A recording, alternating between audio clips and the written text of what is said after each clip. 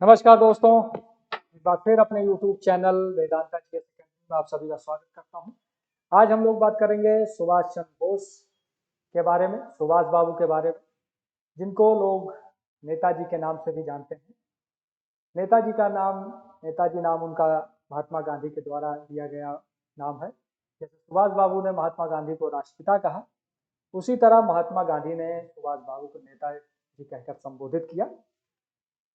सुभाष चंद्र बोस 23 जनवरी 1897 को कटक में जन्म हुआ। वो भारत के अग्रणी स्वतंत्रता संग्राम के सबसे बड़े नेताओं में रहे। पंडित जवाहरलाल नेहरू और महात्मा गांधी के समकक्ष रहे और सभी भारतीय उनको बड़े आदर के साथ देखते हैं और बहुत सारे लोगों का ये मानना है कि सुभाष बाबू सार्वजनिक जीवन में रहते और क्योंकि वो विमान दुर्घटना जो थ्योरी चलती है कि विमान दुर्घटना में उनकी मृत्यु हो गई और बहुत सारे लोग ये नहीं मानते हैं कि वो उस विमान दुर्घटना में मरे थे, बल्कि वो जीवित रहे, तो भारत के ऊपर और प्रभाव होता, भारत की विकास यात्रा और तेज होती, बहुत सारे क्रांतिकारी परिवर्तन होते। सुभाष बाबू के द्वारा दिया गया नारा जय हिंद, ये भारत का राष्ट्रीय नारा बना। तुम मुझे खून दो, मैं तुम्हें आज़ादी दूंगा, और दिल्ली चलो, ये प्रचलित नारे रहे। आज भी हम किसी भी संबोधन में के बाद या संबोधन के पहले जय हिंद का नारा लगाते हैं, तो ये सुभाष बाबू के द्वारा ही दिया गया। सभी भारतवासी उनको प्यार से नेताजी कहकर संबोधित करते हैं। कुछ इतिहासकारों का मानना है कि जब नेताजी जापान से जर्मनी से सहायता लेने का प्रयास किया तो ब्रिटिश सरकार ने अपने दूतों के माध्यम से 1941 में उन्हें खत्म करने का आदेश दिया था। नेताजी ने 5 जुलाई 1993 को सिंगापुर के टाउन हॉल के सामने सुप्रीम कमांडर सर्वोच्च सेनापति के रूप में सेना को संबोधित किया और दिल्ली चलो का नारा दिया। नेताजी सुभाष चंद्र बोस ने भारतीय ब्रिटिश सैनिक जो जापान के द्वारा बंदी बना लिए गए थे, उनके द्वारा लगभग 30,000 की एक सेना तैयार की और जिसका नाम आज़ाद हिंद फौज रखा, और उससे उन्होंने ब्रिटिश सेना के साथ दो हाथ किया। पूर्वोत्तर भारत के कुछ राज्य और अंडमान निकोबार द्वीप समूह पे उनका कब्जा भी हुआ और वहाँ पे एक स्वतंत्र सरकार का गठन किया। उस समय उस स्वतंत्र भारत की स्थायी सरकार बनाई, जिसको Germany, Japan, Philippines, Korea, Italy, चीन, इटली, आयरलैंड सहित 11 देशों की सरकार ने मान्यता दी। जापान ने अंडमान निकोबार द्वीप समूह का एक स्थायी सरकार दे दिया। सुभाष बाबू उन द्वीपों का नामकरण भी किया शहीद और स्वराज के नाम से। 1944 का अंदाज पर अंग्रेजों का दोबारा आक्रमण और कुछ भारतीय प्रदेशों अंग्रेज से मुक्त भी हुए। कोरमा युद्ध 4 अप्रैल 1944 से 22 जून 1944 तक लड़ा गया। इस युद्ध में जापानी सेना पीछे हटना पड़ा और एक महत्वपूर्ण मोड़ हुआ। 6 जुलाई 1944 को उन्होंने रंगून रेडियो स्टेशन में महात्मा गांधी के नाम एक प्रसारण जारी किया, जिसमें उन्होंने निर्णायक युद्ध में विजय के लिए आशीर्वाद और शुभकामनाएं मांगी। नेताजी जो नाम सुभाष चंद्र बोस जी का पड़ा है, वो महात्मा गांधी के द्वारा दिया हुआ है। वो उनको नेताजी कहकर संबोधित किए और सुभाष बाबू ने जब वहाँ रंगून में रेडियो से संबोधन किया तो गांधी जी को राष्ट्रपिता की उपाधि दी। तो सुभाष बाबू ने महात्मा गांधी को राष्ट्रपिता कहकर संबोधित किया और सुभाष चंद्र बोस को महात्मा गांधी ने नेताजी कहकर संबोधित किया। और सभी भारतीयों के जनमानस में सुभाष बाबू का जो नाम अंकित है वो नेताजी के ही नाम से अंकित है। आज हम लोग नेताजी के जीवन के बारे में जानेंगे। द्वितीय विश्व युद्ध के समय जापान पे अमेरिकी के द्वारा परमाणु हमला किया जाता है नागासाकी और हिरोशिमा के ऊपर, जिसमें जापानी सेना सरेंडर कर जाती है। और क्योंकि आज़ाद हिंद फौज और सुभाष बाबू को सबसे ज़्यादा सहायता जापान सरकार के द्वारा उपलब्ध कराई जाती रहती है, इस वजह से जापान सेना बैक कर जाती है और सुभाष बाबू की जो योजनाएं थी आज़ाद हिंद फौज की भारत को आज़ाद कराने के, उसे भारी क्षति होती है। और ये कहा जाता है कि सुभाष बाबू एक हवाई जहाज से वो जापान की यात्रा मतलब जा रहे थे और वियतनाम में एक दुर्घटना होती है जहां उनकी मृत्यु हो जाती है।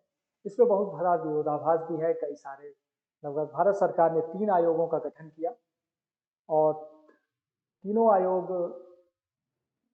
ने अलग अलग रिपोर्टें दी हैं। इसमें कोई ये कहती है कि उस विमान दुर्घटना में उनकी मृत्यु हो गई। जो सबसे नई रिपोर्ट है जो अटल बिहारी वाजपेयी जी ने गवर्नमेंट ने आयोग का गठन किया था, उसने जो अपनी रिपोर्ट दी है उसमें ये कहा है कि वियतनाम में उस दिन कोई दुर्घटना हुई नहीं थी। तो उनकी मृत्यु को लेकर बहुत सारे विरोधाभास हैं और भारतीय जनमानस ये कतई मानने को तैयार नहीं है और अब भी नहीं है कि सुभाष बाबू की उस दुर्घटना में मृत्यु हुई, बल्कि भारत के 3 ऐसे संत हुए हैं जिनके बारे में कहा जाता है कि वो सुभाष बाबू थे, जिसमें प्रमुख रूप से गुमनामी बाबा जो फैजाबाद में रहते थे उनके बारे में कहा जाता है। लेकिन ये सब विरोधाभास ही है। कोई भी ऐसा रिपोर्ट या कोई भी ऐसी जानकारी सुभाष बाबू के बारे में नहीं है जिससे इसका सही आकलन किया जा सके। आज़ाद हिंद सरकार के 75 वर्ष पूर्ण होने के इतिहास में पहली बार 2018 में भारत के प्रधानमंत्री नरेंद्र मोदी ने लाल किला पर तिरंगा फहराया था और 23 जनवरी 2021 को नेताजी की 125वीं जयंती के अवसर पर भारत सरकार ने उनकी जयंती के रूप में पराक्रम दिवस के रूप में मनाने का निर्णय किया और तब से 23 जनवरी को पराक्रम दिवस के रूप में मनाया जाता है। इसी तरह 8 सितंबर 2022 को नई दिल्ली के राजपथ, जिसका नामकरण कर्तव्य पथ किया गया है, पर नेताजी के विशाल प्रतिमा का अनावरण किया गया है। पहले वहां पे जॉर्ज पंचम की मूर्ति थी, उसको हटा दिया गया था, वो छतरी खाली थी। जो भी इंडिया गेट घूमने जाता है अब के समय में वहाँ एक सुभाष चंद्र बोस की आदमकद प्रतिमा स्थापित की गई है। तो भारत सरकार अपनी तरफ से या भारतीय लोग सुभाष बाबू को अपने दिलों में, अपने स्मरण में संजोए हुए हैं, उनको नमन करते हैं। तो आज हम लोग उनके जीवन के बारे में जानेंगे, कैसा रहा जन्म और पारिवारिक जीवन। ये उनके पिता की तस्वीर है, सुभाष बाबू के पिता जानकीनाथ बोस का 1905 का चित्र है। नेताजी सुभाष चंद्र बोस का जन्म 23 जनवरी 1857 को उड़ीसा के कटक शहर में हिंदू बंगाली कास्ट परिवार में हुआ था। उनके पिता का नाम जानकीनाथ बोस और मां का नाम प्रभावती देवी था। जानकी पहले वो एक सरकारी वकील थे, बाद में जानकीनाथ बोस जी बाद में निजी प्रैक्टिस करने लगे। उन्होंने कटक की महानगर पालिका में लंबे काम भी किया। वे बंगाल विधानसभा के सदस्य भी रहे। अंग्रेज सरकार ने उन्हें बहादुर राय के नाम से खिताब दिया था।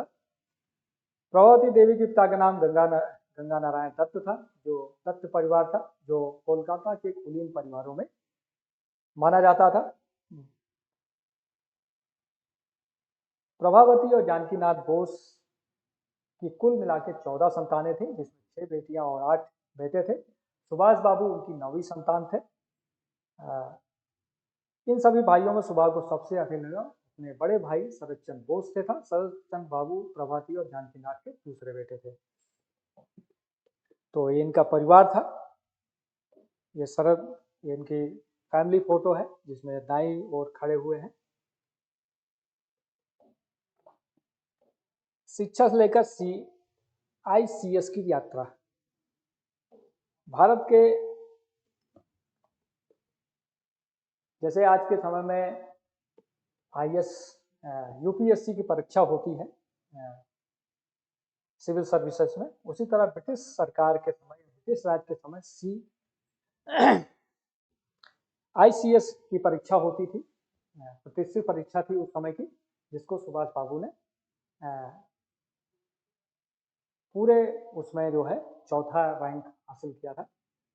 और बाद में उन्होंने सरकारी ब्रिटिश सरकार के अंदर काम करने से मना कर दिया और इस्तीफा दे दिया, क्योंकि उनके अंदर देश को आज़ादी को लेकर और कई सारे उस समय के जो महापुरुष थे उनकी गहरी छाप थी और वो भारत की आज़ादी के लिए काम करना चाहते थे। कटक के प्रोटेस्टेंट स्कूल में प्राइमरी शिक्षा पूर्ण कर 1909 में उन्होंने रेवेनशा कॉलेजिएट स्कूल में दाखिला लिया। कॉलेज के प्रिंसिपल बेनी माधव दास के व्यक्तित्व का सुभाष के मन पर काफी प्रभाव रहा। उन्होंने कटक की महानगरपालिका में लंबे समय तक काम किया और बंगाल विधानसभा के सदस्य भी रहे।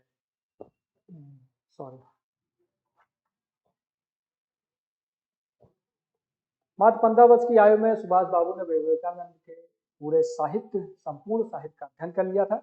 1915 में उन्होंने इंटरमीडिएट की परीक्षा बीमार होने के कारण बावजूद 2-3 श्रेणी में उत्तीर्ण की। 1916 में जो वह दर्शन शास्त्र ऑनर्स के BA की छात्र तक किसी बात को लेकर प्रेसिडेंसी कॉलेज के अध्यापकों और छात्रों के बीच झगड़ा हुआ, जिसमें उन्होंने छात्रों का नेतृत्व किया, जिस कारण उन्हें 1 साल के लिए प्रतिबंधित किया गया और परीक्षा देने से प्रतिबंध लगा दिया। 49वीं बंगाल रेजिमेंट में वो भर्ती के लिए परीक्षा दी, किंतु उन्हें हाथ खराब होने के कारण उन्हें सेना के लिए आयोग घोषित किया। इस प्रकार उन्होंने टेरिटोरियल आर्मी ज्वाइन की और फोर्ट विलियम सेनालय में रंगरूट के रूप में कार्य किया। फिर ख्याल आया कि कहीं इंटरमीडिएट की परीक्षा BA की तरह से भी कम नंबर ना आ जाए। सुभाष बाबू ने खूब मन लगाकर पढ़ाई की और 1919 में BA ऑनर्स की परीक्षा प्रथम श्रेणी में उत्तीर्ण की। कलकत्ता विश्वविद्यालय उनका दूसरा स्थान था उस समय। उनके पिताजी की इच्छा थी कि सुभाष बाबू ICS बने, किंतु उनकी आयु को देखते हुए केवल एक ही बार परीक्षा देने का समय बचा था। तो सुभाष बाबू ने एक रात का समय लिया और उन्होंने पूरी रात उस पर ध्यान विचार विमर्श किया और उसके बाद वो परीक्षा देने का फैसला लिया और 15 सितंबर 1919 को इंग्लैंड चले गए। परीक्षा की तैयारी में इंग्लैंड के किसी स्कूल में दाखिला न मिलने पर सुभाष बाबू ने किसी तरह किट्स विलियम हॉल में मानसिक एवं नैतिक विज्ञान की ट्राई पास ऑनर्स की परीक्षा का अध्ययन करने में प्रवेश मिला। इसके रहने और खाने का उनकी समस्या हल हो गई। हाल में एडमिशन लेना तो बहाना था, असली मकसद तो ICS में पास होकर दिखाना था। उन्होंने 1920 में वरीयता सूची में चौथा स्थान प्राप्त करते हुए ICS की परीक्षा उत्तीर्ण की। इसके बाद सुभाष बाबू ने अपने बड़े भाई शरद चंद्र बोस को पत्र लिखकर अपनी राय जाननी चाहिए। उनके दिलो दिमाग पर उस समय महर्षि दयानंद सरस्वती और महर्षि अरविंदो घोष के आदर्शों को कब्जा कर रखा है। ऐसे में ICS बनकर वे अंग्रेज की गुलामी कैसे कर पाएंगे। 22 अप्रैल 1921 को भारत सचिव ES मांटेगू को ICS के त्यागपत्र देने का पत्र लिखा। एक पद दीनबंधु निरंजन दास को लिखा, किंतु उनकी अपनी माँ प्रभावती को एक पत्र लिखा कि परिवार के लोग इन्हें कोई कुछ भी कहे, लेकिन अपने बेटे के इस फैसले पर उनकी माता को गर्व हुआ कि वो भारत की आज़ादी के लिए काम करना चाहते हैं। इस तरह सुभाष बाबू 1921 में मानसिक एवं नैतिक विज्ञान में ट्राई पास ऑनर्स की डिग्री के साथ प्रदेश वापस आए। स्वतंत्रता संग्राम में प्रवेश और कार्य। सुभाष बाबू जब भारत आए तो उन्होंने कोलकाता के स्वतंत्रता संग्राम सेनानी दीनबंधु चित्तरंजन दास के कार्य से प्रेरित होकर सुभाष बाबू ने के साथ काम करना चाहते थे। इंग्लैंड में उन्होंने राजबाबू को खत लिखकर उनके साथ काम करने की इच्छा प्रकट की थी। रविन्द्रनाथ ठाकुर की सलाह पर वो भारत वापस आने पर सर्वप्रथम मुंबई गए और वहाँ महात्मा गांधी से मिले। महात्मा गांधी ने अभिनव मणि भवन में निवास करते थे। वहाँ 20 जुलाई 1921 को गांधी और सुभाष चंद्र बोस जी के पहली मुलाकात हुई। गांधी जी ने उन्हें कोलकाता जाकर दास बाबू के साथ काम करने की सलाह दी। इसके बाद सुभाष बाबू कोलकाता आकर दास बाबू के साथ मिले और उनके साथ काम करना स्टार्ट किया। गांधी के द्वारा असहयोग आंदोलन चला रखा था। दास बाबू इस आंदोलन का बंगाल में नेतृत्व कर रहे थे और इसके साथ सुभाष बाबू इस आंदोलन में सहभागी हो गए। गांधी जी द्वारा 5 फरवरी 1922 को चौरी चौरा घटना के बाद अपने असहयोग आंदोलन को स्थगित कर दिया, जिसके कारण 1922 में दास बाबू ने कांग्रेस के अंदर स्वराज पार्टी की स्थापना की।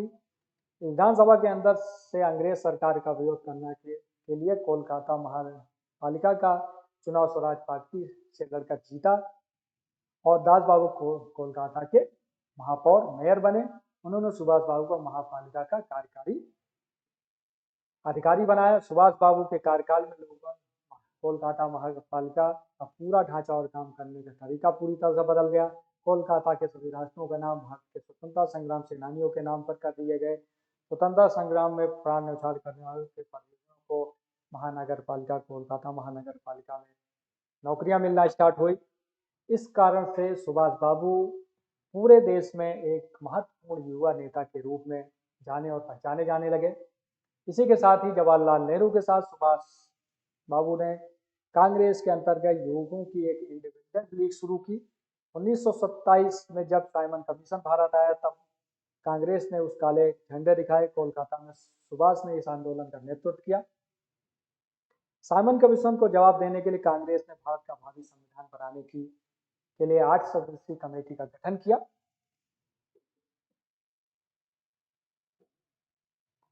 इसमें मोतीलाल नेहरू को इसके आयोग के अध्यक्ष के रूप में और सुभाष बाबू को सदस्य के रूप में नामित किया गया। इस आयोग ने नेहरू रिपोर्ट पुष्ट की। 1928 में कांग्रेस का वार्षिक अधिवेशन मोतीलाल नेहरू की अध्यक्षता में कोलकाता में अधिवेशन हुआ। इस अधिवेशन में सुभाष बाबू ने खाकी गणवेश धारण करके मोतीलाल नेहरू को सैन्य तरीके से सलामी दी। गांधी जी उन दिनों पूर्ण स्वराज की मांग से सहमत नहीं थे। इस अधिवेशन में उन्होंने अंग्रेज सरकार के डोमिनियन स्टेट मांगने की ठान ली थी, लेकिन सुभाष बाबू और जवाहरलाल नेहरू पूर्ण स्वराज की मांग पर अटक पीछे हटना मंजूर नहीं था। अगर एक साल इसमें यह तय हुआ कि अंग्रेज सरकार को 1 साल का समय दिया जाता है कि वो डोमिनेंट स्टेट देने के लिए 1 साल का वक्त दिया जाए। अगर 1 साल में अंग्रेज सरकार उनकी मांग नहीं पूरी करती है तो फिर पूर्ण स्वराज के लिए आंदोलन चलाया जाएगा। इसलिए 1930 में जब कांग्रेस का राष्ट्रीय अधिवेशन जवाहरलाल नेहरू की अध्यक्षता में लाहौर में हुआ तब यह तय हुआ कि 26 जनवरी का दिन स्वतंत्रता दिवस के रूप में मनाया जाएगा। तो जो हमारा 26 जनवरी स्वतंत्रता दिवस के रूप में मनाया जाता है, ये लाहौर अधिवेशन 1930 में तय किया गया था। 26 जनवरी 1931 को कोलकाता में राष्ट्रध्वज फहराकर सुभाष का एक विशाल मोर्चे का नेतृत्व कर रहे थे। तभी पुलिस ने वहां लाठीचार्ज किया और उन्हें घायल हो गए, जिसमें उनको जेल भेज दिया गया। जब सुभाष बाबू जेल में थे, गांधी जी ने अंग्रेज सरकार से समझौता किया और सभी कैदियों को रिहा करवा दिया। लेकिन अंग्रेज सरकार ने भगत सिंह जैसे क्रांतिकारियों को रिहा करने से साफ इनकार कर दिया। भगत सिंह की फांसी माफ करने के लिए गांधी जी ने सरकार से बात तो की, लेकिन नरमी के साथ पेश आए, ऐसा बताया जाता है, परंतु सत्य है कुछ और ही है। सुभाष बाबू चाहते हैं कि इस विषय गांधी जी अंग्रेज सरकार के साथ किया गया समझौता रद्द कर दे, लेकिन गांधी जी अपनी ओर से दिया गया वचन तोड़ने के राजी नहीं थे। अंग्रेज सरकार अपने स्थान पर अड़ी रही और भगत सिंह तथा उनके साथियों को फांसी दे दी गई। भगत सिंह को न बचाने पाने पर सुभाष चंद्र बोस और गांधी और कांग्रेस के तरीकों से बहुत नाराज हो गए। 1939 में सुभाष चंद्र बोस का अखिल भारतीय कांग्रेस कमेटी की बैठक में आगमन का ये दृश्य है। अपने सार्वजनिक जीवन में सुभाष को कुल 11 बार कारावास हुई। सबसे पहले उन्हें 16 जुलाई 1900 का 6 महीने की कारावास हुआ था।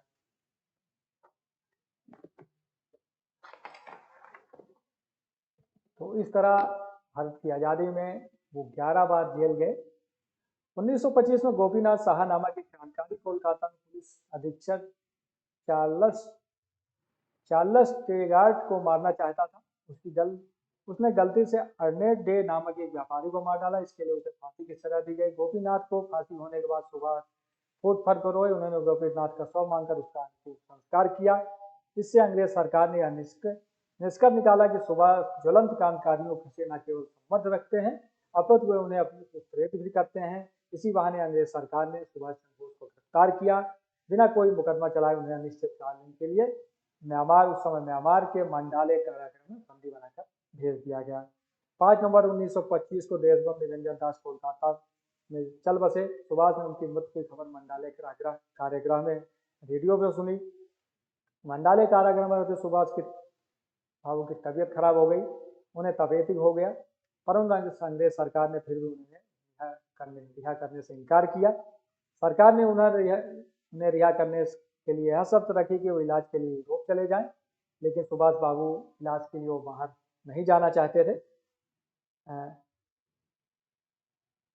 इसलिए सुभाष ने बाबू ने यह शर्त नहीं स्वीकार की। आखिर में परिस्थिति इतनी कठिन हो गई कि जेल अधिकारियों को लगने लगा कि वो कारावास में ही कहीं मर न जाए।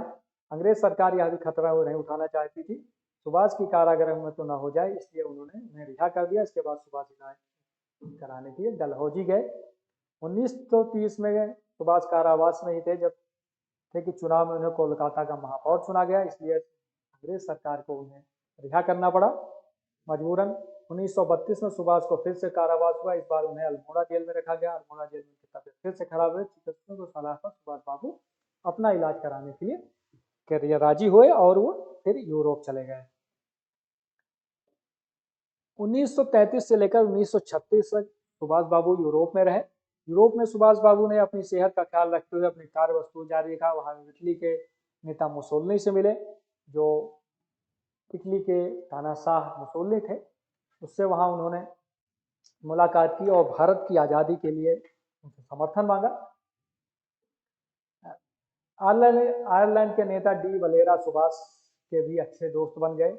जिन दिनों सुभाष यूरोप में थे उन्हीं दिनों जवाहरलाल नेहरू की पत्नी कमला नेहरू का ऑस्ट्रिया में निधन हो गया। सुभाष ने वहां जाकर जवाहरलाल नेहरू को सद्भावना दी।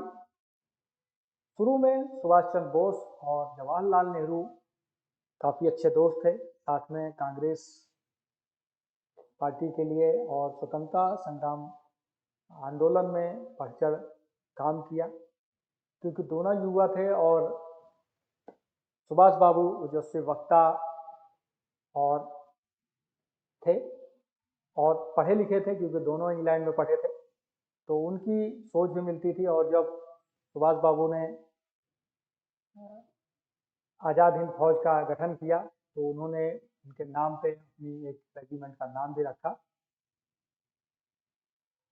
तो इस तरह बाद में सुभाष यूरोप पे विट्ठल भाई पटेल, जो सरदार वल्लभ भाई पटेल के भाई थे, ऐसे मंत्रणा की जिसमें पटेल बोस विशेषण के नाम से प्रसिद्धि मिली।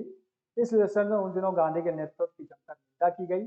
उसके बाद विट्ठल भाई पटेल जब बीमार हो गए तो सुभाष ने उनकी बहुत सेवा की, मगर विट्ठल भाई पटेल नहीं बचे, उनका निधन हो गया। विट्ठल भाई पटेल ने अपनी वसीयत इस सारी संपत्ति सुभाष चंद्र बोस को दे दी, मगर उनके निधन के पश्चात उनके भाई सरदार वल्लभ पटेल ने इस वसीयत को स्वीकार नहीं किया और वसीयत को लेकर उन्होंने अदालत में मुकदमा लड़ा और यह मुकदमा जीतने पर सरदार भाई पटेल ने अपने भाई की सारी संपत्ति गांधी जी को हरिजन सेवा कार्य के लिए भेंट कर दी। 1934 में सुभाष को उनके पिता की मृत्युशैया पर होने की खबर मिली। फिर वो यूरोप से हवाई जहाज से कराची होकर कोलकाता आए। उनको कराची में पता लग गया था कि उनके पिता की मृत्यु हो गई है, लेकिन उसके बाद भी वो कोलकाता आए और वहां पहुंचने पर अंग्रेज सरकार ने फिर से उन्हें गिरफ्तार करके कई चीजों से जेल में रखा और फिर से उनको यूरोप भेज दिया। इसके बाद वो ऑस्ट्रिया में रहे। ऑस्ट्रिया में उन्होंने प्रेम विवाह किया। ये उनके पत्नी के साथ फोटो है। 1914 में जब सुभाष बाबू ऑस्ट्रिया में अपना इलाज कराने हो ठहरे होते, उस समय उन्होंने अपनी पुस्तक लिखने होते एक अंग्रेजी जानने वाली टाइपिस्ट की आवश्यकता हुई। उनके इस चित्र में एमिली सेकल नाम की एक ऑस्ट्रेलियन महिला से उनकी मुलाकात करा दी। एमिली के पिता एक प्रसिद्ध और पशु चिकित्सक थे।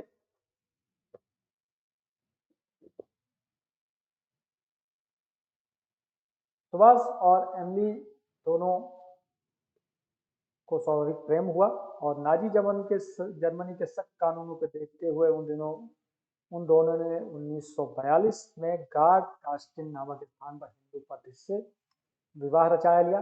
वियना में एमिली ने एक पुत्री को जन्म दिया। सुभाष बाबू ने उन्हें पहली बार तब देखा जब मुश्किल से 4 सप्ताह की थी। उन्होंने उसका नाम अनीता बोस रखा।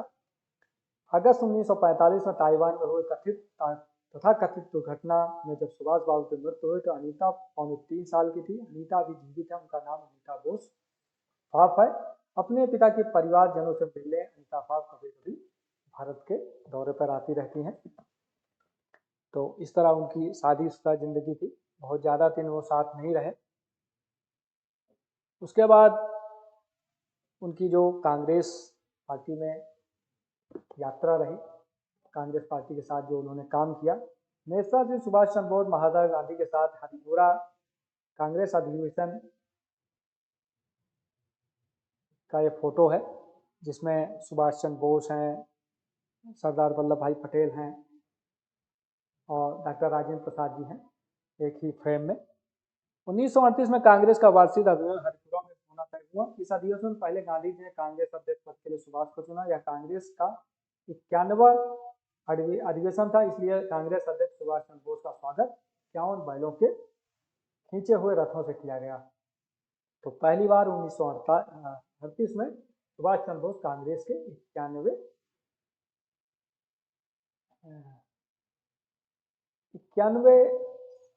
अधिवेशन में उनको अध्यक्ष चुना गया। इस अधिवेशन में सुभाष का अध्यक्षीय भार बहुत ही प्रभावी था। किसी भी भारतीय राजनीतिक व्यक्ति ने शायद ही इतना प्रभावशाली भाषण कभी दिया हुआ। वे अपने अध्यक्षीय कार्यकाल में सुभाष ने योजना आयोग की स्थापना की, जिसको आज हम भारत का कैसे विकास किया जाए। जवाहरलाल नेहरू ने इसके पहले अध्यक्ष बनाए गए। सुभाष ने मंगलौर में मशहूर वैज्ञानिक सर विश्वेश्वरैया की अध्यक्षता में एक विज्ञान परिषद की स्थापना की। वो दूरदर्शी नेता थे, उनको पता था कि देश की आज़ादी के बाद देश को कैसे विकास के पथ पर ले जाना है। उनकी पूरी नीतियाँ थी, लेकिन शायद ईश्वर को कुछ और मंजूर था और उस तरह से परिस्थितिजन वो अपनी योजनाओं में उतने कामयाब नहीं हुए। लेकिन जिस तरह उन्होंने आज़ाद हिंद फौज की रचना की और ब्रिटिश सेना से इन्होंने दो हाथ किए, पूर्वोत्तर भारत और कई क्षेत्रों को उन्होंने जीता। इससे अंग्रेजों को भी लगा कि अब सेना के माध्यम से हम भारत पे ज़्यादा दिन तक शासन नहीं कर पाएंगे, जिसके परिणाम से 1947 को भारत को आज़ादी मिली। 1937 में जापान के चीन पर आक्रमण कर दिया। सुभाष की अध्यक्षता में कांग्रेस ने चीनी जनता की सहायता लिया। डॉक्टर द्वारकानाथ कोटनिस के नेतृत्व में चिकित्सीय दल भेजने का निर्णय लिया। आगे चलकर जब सुभाष ने भारत में स्वतंत्रता संग्राम में जापान का सहयोग किया, तब लोग उन्हें जापान की कठपुतली और फासिस्ट कहने लगे। मगर इस घटना से यह सिद्ध होता है कि सुभाष न तो जापान की कठपुतली थी और न ही फासिस्ट विचारधारा से प्रेरित थे। उनको अपने देश की आज़ादी से मतलब था, वो कैसे भी मिले। कांग्रेस के अध्यक्ष पद से 1938 में गांधी ने कांग्रेस अध्यक्ष सुभाष बाबू को चुना था, मगर उन्हें सुभाष की कार्यपद्धति पसंद नहीं आई और इस दौरान यूरोप में द्वितीय विश्व युद्ध के बादल छाए हो रहे। सुभाष बाबू चाहते थे कि यही समय है कि इंग्लैंड की कठिनाई का लाभ उठाया जाए और भारत की स्वतंत्रता संग्राम अधिक तीव्र किया जाए, और उन्होंने अध्यक्षीय कार्यकाल में इस ओर कदम उठाना शुरू किया, परंतु गांधी जी इससे सहमत नहीं थे। गांधी जी अहिंसा के माध्यम से आज़ादी चाहते थे, लेकिन सुभाष बाबू किसी भी तरह वो ब्रिटेन के ऊपर दबाव बनाकर, क्योंकि उनको पता था कि इस समय ब्रिटेन द्वितीय विश्व युद्ध की वजह से ब्रिटेन दबाव में है, उसको ज़रूरत है भारत की, क्योंकि भारतीय मूल के सैनिक वहाँ युद्ध लड़ रहे थे और भारत से उनको हर तरह की सहायता मिल रही थी। तो इस वजह से वो चाहते थे कि अगर अंग्रेजों के ऊपर दबाव बनाया जाएगा तो भारत को जल्दी आज़ादी मिल सकेगी।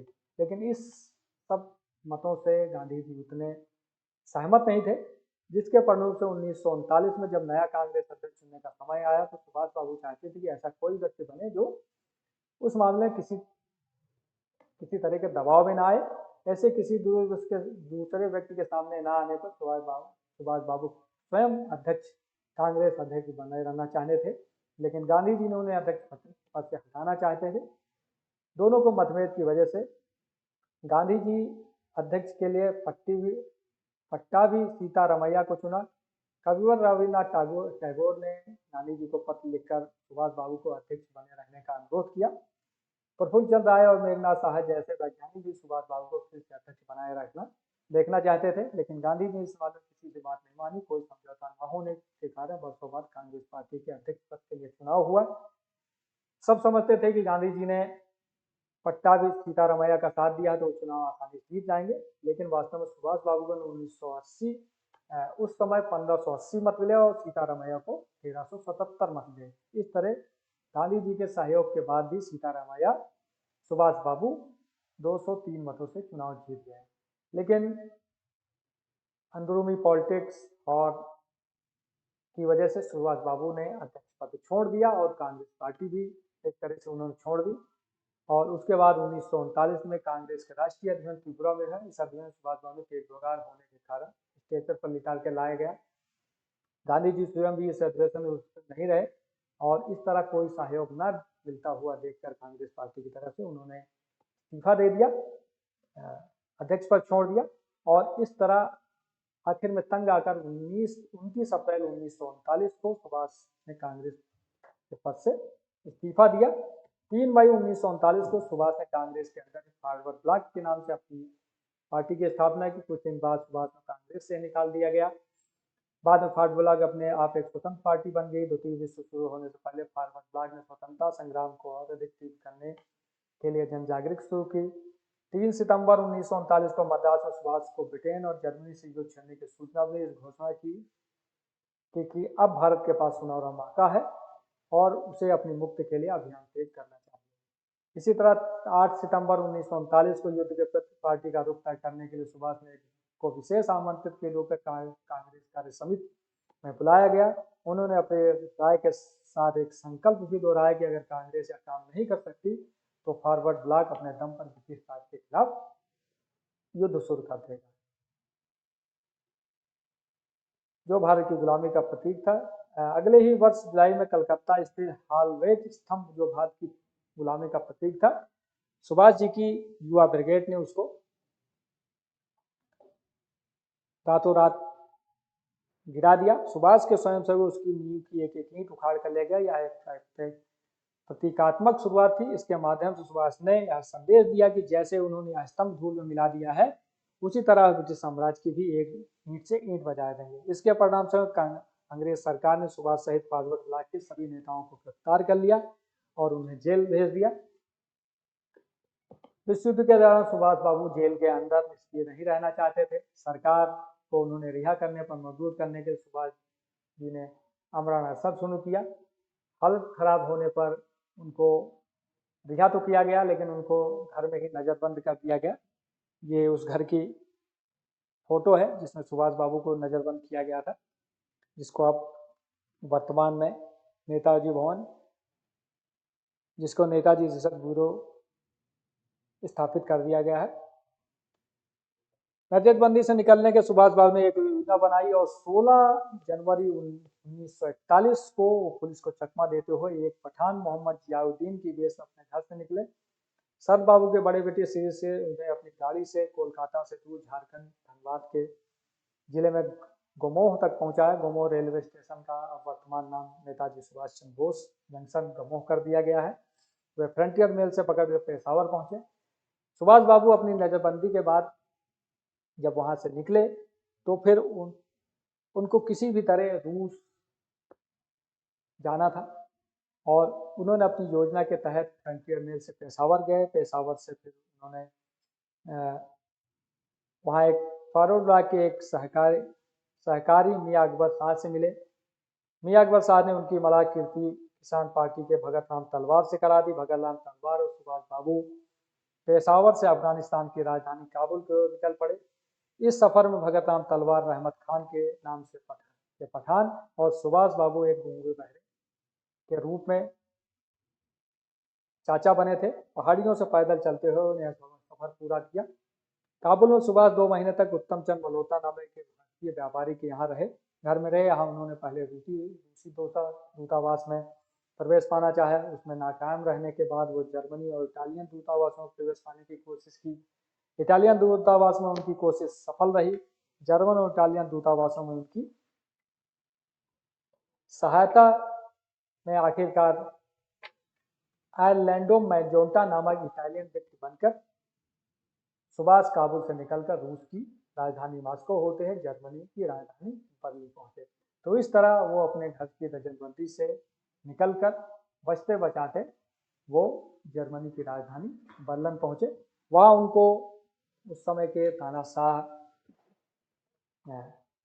हिटलर हेनरिक एडोल्फ हिटलर से मिलना था और वो चाहते थे कि जैसे हिटलर जो है यूरोप में ब्रिटेन से लड़ रहा है, यूरोपीय शक्तियों से लड़ रहा है, उस तरह वो भारत की भी मदद करें और उस सेना के माध्यम से अफगानिस्तान होते हुए वो भारत पे आक्रमण करना चाहते थे, भारत को स्वतंत्र कराना चाहते थे।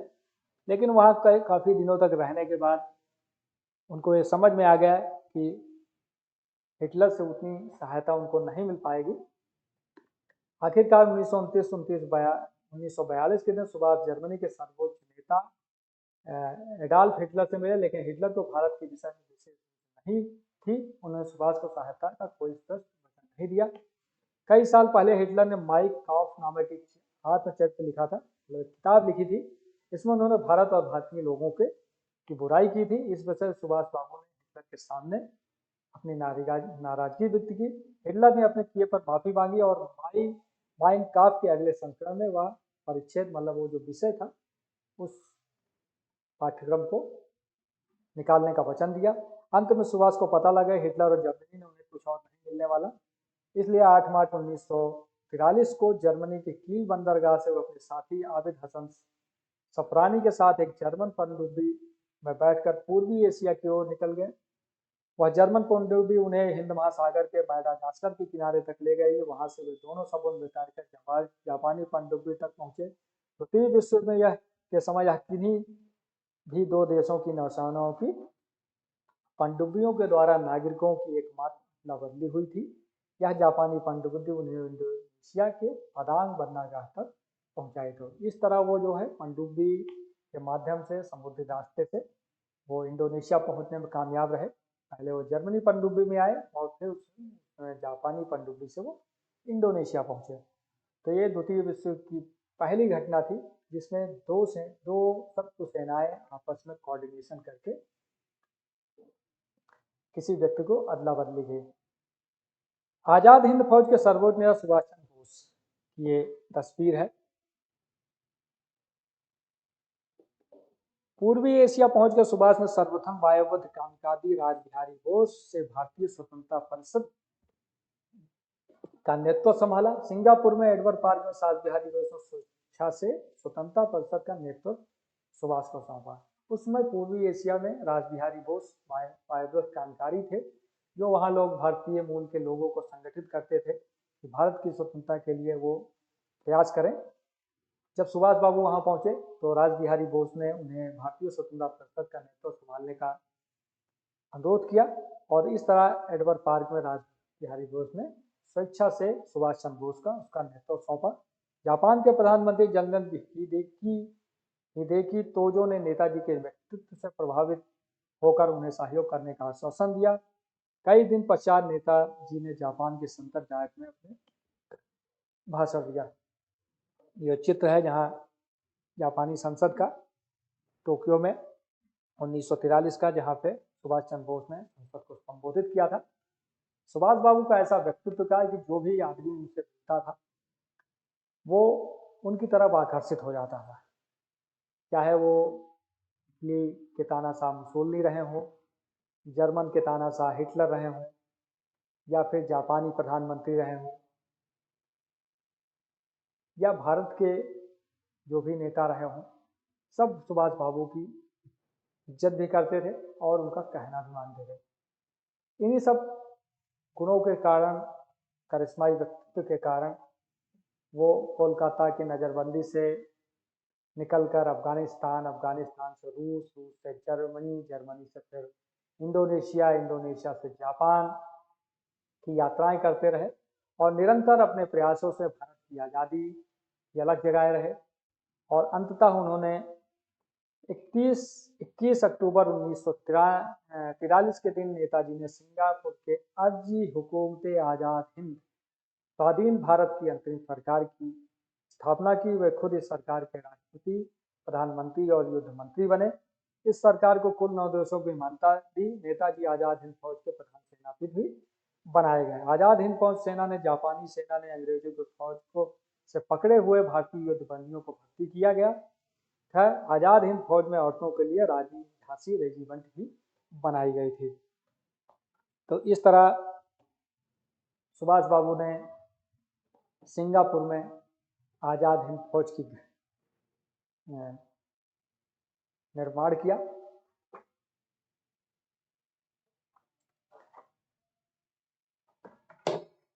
पूर्वी एशिया में नेताजी ने अनेक भाषण देकर वहां स्थायी जो भारतीय मूल के लोग थे उन्हें आज़ाद हिंद फौज में भर्ती होने और उसे सहायता आर्थिक सहायता देने का आह्वान किया और उनके अपने आह्वान में यह संदेश दिया कि तुम मुझे खून दो और मैं तुम्हें आज़ादी दूंगा। उस समय ये नारा खूब प्रचलित हुआ, लोगों को अपनी आज़ादी के लिए प्रेरित किया और लोगों ने आज़ाद हिंद फौज की आर्थिक रूप से और आज़ाद हिंद फौज में भर्ती होकर अपना सहयोग किया। द्वितीय विश्व युद्ध के दौरान आज़ाद हिंद फौज ने जापानी सेना के सहयोग से भारत पर आक्रमण किया। अपनी फौज को प्रेरित करने के लिए नेताजी ने दिल्ली चलो का नारा दिया। दोनों फौजों ने अंग्रेजों से अंडमान और निकोबार द्वीप समूह जीत लिए। इस द्वीप पर अर्जी हुकूमत आज़ाद हिंद के शासन में रहे। नेताजी ने इन द्वीपों को नाम शहीद और स्वराज द्वीप रखा। दोनों फौजों ने मिलकर इम्फाल और कोहिमा पर आक्रमण किया, लेकिन बाद में अंग्रेजों का पाला भारी पड़ने पर दोनों फौजों पीछे हटना पड़ा। जब आज़ाद हिंद फौज पीछे हट रही थी तब जापानी सेना ने नेताजी को वहां से सुरक्षित निकालने की व्यवस्था की, परंतु नेताजी ने झांसी गेरी के जीवन की लड़कियों के साथ सैकड़ों मील चलते रहना पसंद किया। इस तरह नेताजी ने सच्चे नेतृत्व का एक आदर्श प्रस्तुत किया। अगर वो चाहते तो वो सुरक्षित वहां से निकल सकते थे, लेकिन उन्होंने अपनी सेना का साथ नहीं छोड़ा और सैकड़ों मील पैदल चलकर अपनी सेना के साथ वो सुरक्षित वहां से निकले। 6 जुलाई 1944 को आज़ाद हिंद रेडियो और अपने भाषण के माध्यम से गांधी जी को संबोधित करते हुए नेताजी ने जापान से सहायता लेने का अपना कारण और हुकूमत आज़ाद हिंद तथा आज़ाद हिंद फौज की स्थापना के उद्देश्यों को बताया। इस भाषण में नेताजी ने गांधी जी को राष्ट्रपिता कहा, तभी गांधी जी ने उन्हें नेताजी कहकर संबोधित किया। तो इस तरह अपने कामों से सुभाष बाबू ने भारत की आज़ादी, भारत की स्वतंत्रता के लिए निरंतर प्रयासरत रहे और वो उनका ये मानना था कि अंग्रेजी हुकूमत अनुनय विनय से, हिंसा से वो आज़ादी नहीं मिलेगी, इसलिए उन्हें आज़ाद हिंद फौज का गठन किया। और उस समय की जो महाशक्तियाँ थी या तानाशाह थे, उन सभी से उन्होंने सहयोग और समर्थन मांगा और जहाँ पे नहीं मिलने की कोशिश हुई वो सबके पास गए। वो मुसोलिनी से बात की, उसमें हिटलर से भी बात की, उन्होंने रूस में कोशिश की, अंततः जाके उन्हें जापान से सहयोग मिला और इस तरह उन्होंने आज़ाद हिंद फौज का गठन किया। और उनका ये मानना था कि अगर आज़ाद हिंद फौज किसी तरह कोलकाता तक या ढाका तक पहुंचने में कामयाब रही तो स्वतः भारतीय लोग, करोड़ों भारतीय आज़ाद हिंद फौज का स्वागत करेंगे, उसमें भर्ती होंगे और अंततः जो ब्रिटिश हुकूमत को उखाड़ फेंकने में कामयाब हो गए। लेकिन द्वितीय विश्व युद्ध में जर्मनी के ऊपर परमाणु हमला और जर्मनी का सरेंडर होना, उसके बाद वो रूस जाना चाहते थे, फिर उनको पीछे हटना पड़ा। रूस जाना चाहते थे, उसी बीच में उनकी विमान दुर्घटना की एक खबर आई और इन सब किए धरे पर एक तरह से तुषारापात हुआ। लेकिन इन्हीं 3-4 सालों के अंदर अंग्रेजों को यह महसूस हुआ कि अब बहुत दिन तक भारतीयों के ऊपर सैनिक शासन नहीं किया जा सकता और अंततः 15 अगस्त 1947 को भारत की आज़ादी मिली। द्वितीय विश्व युद्ध जापान की हार के बाद नेताजी को नया रास्ता ढूंढना जरूरी हो गया था। उन्होंने रूस से सहायता मांगने का निश्चय किया। 18 अगस्त 1945 को नेताजी हवाई जहाज से मंचूरिया की तरफ जा रहे थे। इस सफर के दौरान वे लापता हो गए। इस दिन के बाद वो कभी किसी को नहीं दिखाई दिए। 23 अगस्त 1945 को टोक्यो रेडियो ने बताया कि सैगोन में नेताजी के एक बड़े बम वर्षक विमान से आ रहे थे कि 18 अगस्त को ताइहोकू जापानी भाषा में हवाई अड्डे के पास उनका विमान दुर्घटनाग्रस्त हो गया। यह वहाँ का टोक्यो, जापान के टोक्यो शहर में राइकोजी मंदिर के बाहर की लगी एक सुभाष बाबू की प्रतिमा है। कहा जाता है कि वहाँ पे इनकी अस्थियां रखी हुई हैं, लेकिन ना कोई भारतीय जनमानस या कोई भी भारतीय ये मानने को तैयार नहीं है कि सुभाष बाबू उस विमान दुर्घटना में मारे गए थे। लेकिन जो विमान में उनके साथ सवार जनरल सोदेई, पायलट तथा कुछ अन्य लोग मारे गए। नेताजी गंभीर रूप से जल गए थे। उन्हें ताइहोकू सैनिक अस्पताल ले जाएगा, जहां उन्होंने दम तोड़ दिया। कर्नल हबीबुर रहमान के अनुसार उनका अंतिम संस्कार ताइहोकू में ही कर दिया गया था। सितंबर के बाद उनकी अस्थियां संचित करके जापान के राजधानी टोक्यो के राइकोजी मंदिर में रख दी गई। भारतीय राष्ट्रीय अभिलेखागार के प्राप्त दस्तावेजों के अनुसार नेताजी की मृत्यु 18 अगस्त 1945 को ताइहोकू के सैनिक अस्पताल में रात के 9 बजे हुई थी। स्वतंत्रता के पश्चात भारत सरकार ने इस घटना की जांच करने के लिए 1956 और 1977 में 2 बार आयोगों का नियुक्त किया। दोनों बार यह नतीजा निकला, नेताजी विमान दुर्घटना में मारे गए। सभी के लिए 18 अगस्त 1945 को नेताजी का देहांत हो जाता है। लेकिन पहले जो 2 आयोग नियुक्त किए गए थे, उन्होंने अपनी रिपोर्टों में बताया कि नेताजी की मृत्यु हो गई। लेकिन 1999 में मनोज कुमार मुखर्जी के नेतृत्व में तीसरा आयोग बनाया गया। 2005 में ताइवान सरकार ने मुखर्जी आयोग को बता दिया कि 1945 में ताइवान की भूमि पर कोई हवाई जहाज दुर्घटना नहीं हुई। 2005 में मुखर्जी आयोग ने भारत सरकार को अपनी रिपोर्ट पेश की, जिसमें उन्होंने कहा कि नेताजी की मृत्यु उस विमान दुर्घटना में होने का कोई सबूत नहीं है। लेकिन भारत सरकार ने मुखर्जी आयोग की रिपोर्ट को अस्वीकार कर दिया। 18 अगस्त 1945 के नेताजी कहाँ लापता हुए, इसका आगे क्या हुआ, भारतीय इतिहास का सबसे बड़ा अनुत्तरित रहस्य बन गया। देश के अलग अलग हिस्सों में आज भी नेताजी को देखने और मिलने का दावा किया जाता रहा। पिछले समय में क्योंकि जिन लोगों के बारे में कहा जाता है उनकी सबकी मृत्यु हो गई है,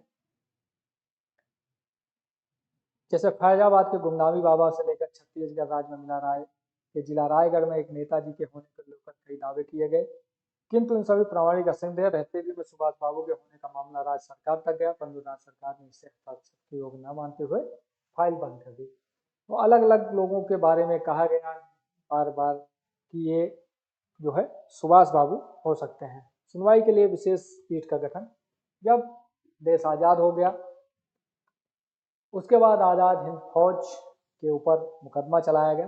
कलकत्ता हाई कोर्ट ने नेताजी के लापता होने के रहस्य से जुड़े खुफिया दस्तावेजों को साझा करने की मांग की। सुनवाई के लिए विशेष बेंच का गठन का आदेश दिया। यह याचिका सरकारी संगठन इंडियाज स्माइल द्वारा दायर की गई। इसमें याचिका में भारतीय संघ, राष्ट्रीय सलाहकार परिषद, खुफिया विभाग, प्रधानमंत्री के निजी सचिव, रक्षा सचिव, गृह विभाग और पश्चिम बंगाल सरकार के अन्य लोगों को प्रतिवादी बनाया गया था।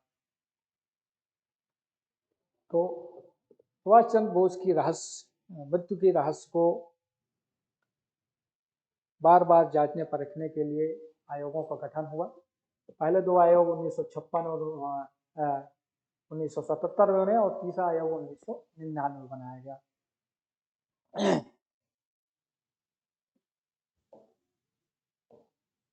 भारत की स्वतंत्रता में नेताजी का क्या प्रभाव रहा?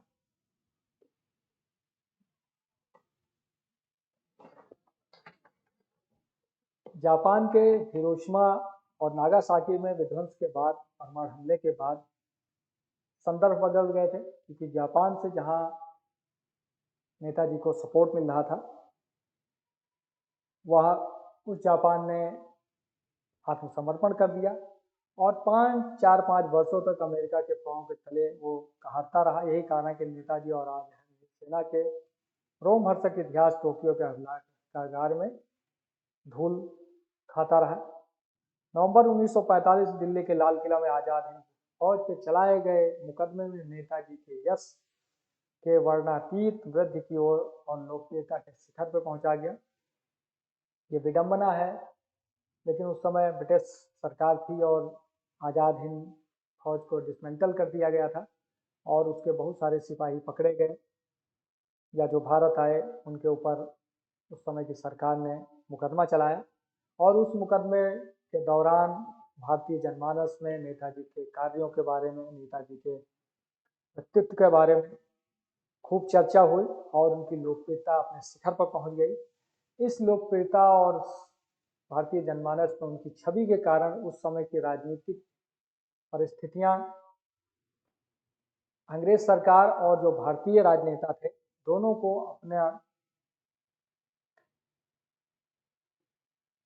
अपने ऊपर एक तरह से आशंका बनी रही उनको, जिस वजह से सुभाष बाबू को जो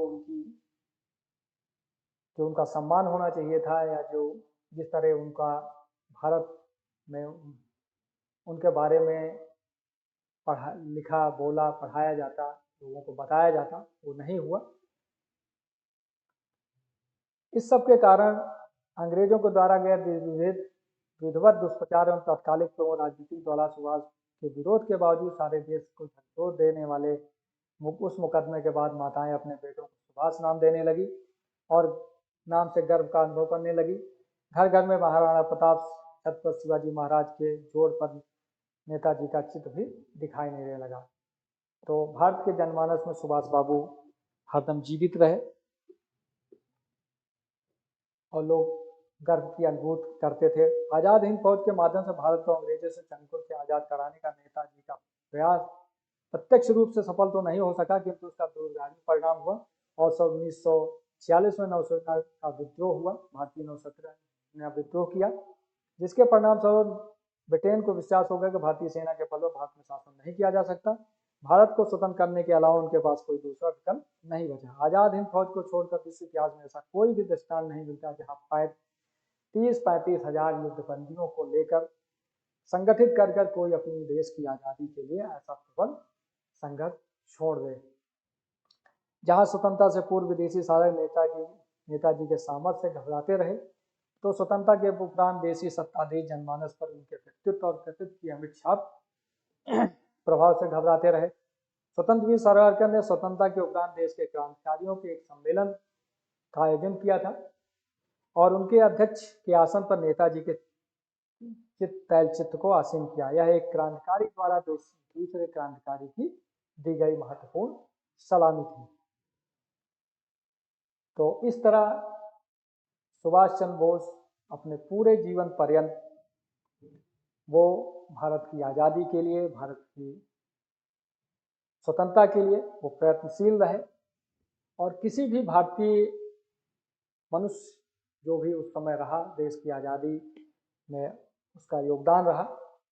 इतना बड़ा जोखिम और इतना अलग अलग कार्य, पहले वो कांग्रेस पार्टी में जुड़े, उसके माध्यम से उन्होंने स्वतंत्रता के लिए काम किया। उन्होंने योजना आयोग की आधारशिला रखी, जिसका पंडित जवाहरलाल नेहरू को अध्यक्ष बनाया और वैज्ञानिक वो देश को उनकी जो सोच थी वो वैज्ञानिक और वर्तमान और भविष्य में कैसे भारत का विकास करना है उसको लेकर उनकी स्पष्ट सोच थी, क्योंकि तब वैज्ञानिक तरक्की काफ़ी हो चुकी थी और उनको पता था कि भारत को अगर विकसित देशों की श्रेणी में लाना है, भारत में गरीबी मिटानी है, भारत को समृद्ध बनाना है, तो किस तरह भारत को आगे बढ़ाना होगा।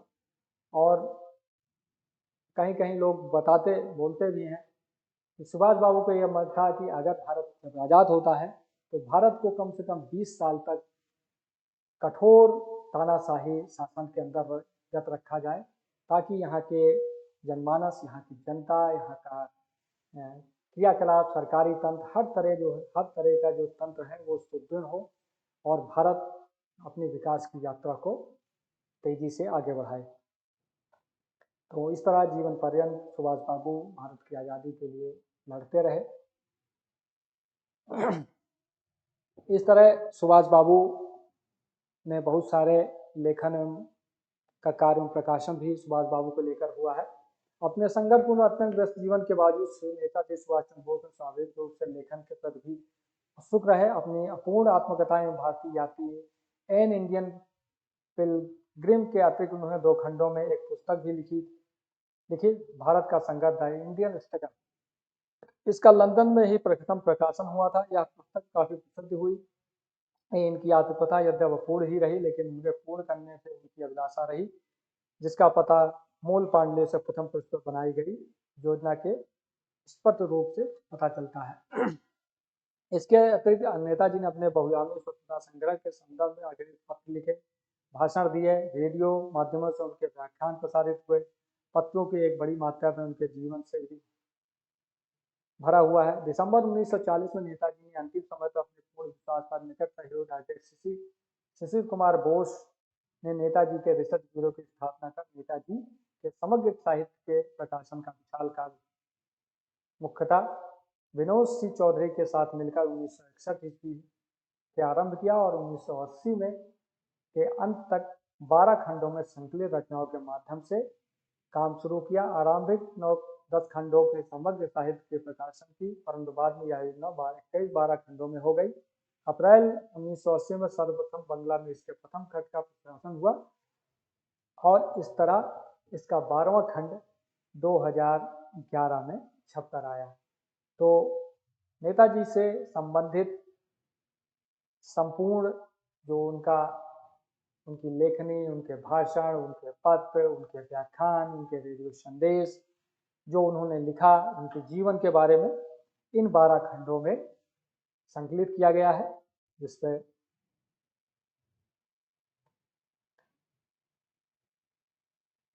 तो इस तरह हम इन 12 खंडों के माध्यम से सुभाष बाबू के बारे में पढ़ने और देखने को मिलता है। तो आज के लिए इतना ही। आज हम लोगों ने जाना सुभाष चंद्र बोस के जीवन परिचय के बारे में, सुभाष चंद्र जी के बारे में। उन्होंने अपने जीवन में कैसे अनेक कठिनाइयों के सहते हुए भारत से लेकर यूरोप, यूरेशिया तक की यात्रा की, आज़ाद हिंद फौज का गठन किया।